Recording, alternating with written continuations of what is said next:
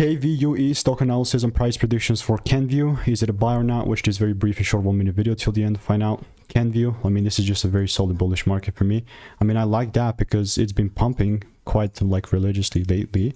And the one thing that I care about is just buying here if it makes sense. What's that if it makes sense part?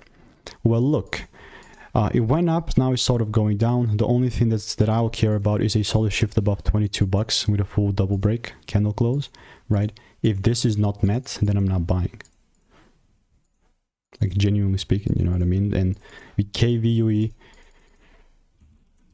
I've also got about 2 results here in the Discord. So yeah, that's how Kenvue is looking like for me. This is not financial advice. If you want to stay tuned and get my money making emails and insights, click the first link in the description. I will continue to keep you updated. Bro, honestly, other than that, there's nothing else that I'll be doing. Nothing. So goodbye and enjoy. See you in the next one.